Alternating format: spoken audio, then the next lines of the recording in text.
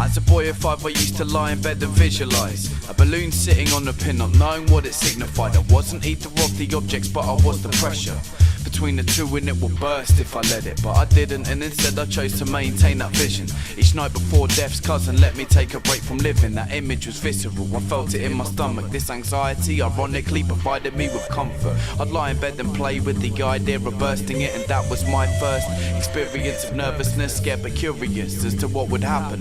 But at the age of 5 that was way beyond what I could fathom. So instead I would imagine, in spite of the barriers providing the boundaries defining my character, I'd never quite bring myself to pop that balloon and believe that I couldn't, which was wrong to assume. But to a little kid, the irrational was rational, innocence is bliss, and then you get dragged to school. The competition begins unbeknownst to you, and the game of life takes over you, owning you, putting regimented sets determined by abilities that never spoke well of that kid now hidden in me.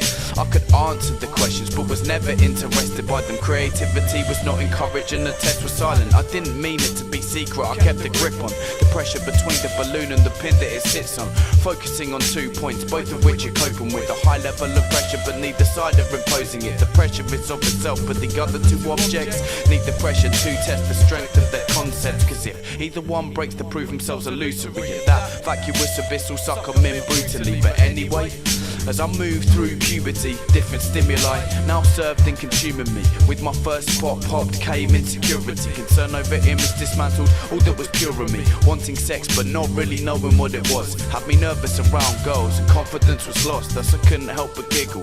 During my first kiss I was too insecure to explain I was nervous, but I learned quick enough and lost my virginity to my first girlfriend with as much dignity as 4 thrusts will allow. But whatever, that's cool, I just wished I was younger so I could brag about it in school. I was 18 respectably, but very arrogant. I had to have it my way or I wasn't having it, and that attitude to relationships is damaging. Either I stayed hated or something had to give, and it did give. I had a breakdown but masked it well, reflecting on the cunt I was hard as hell. And then out of the blue came back the pressure between the balloon and the pin, like I'd remember the dream.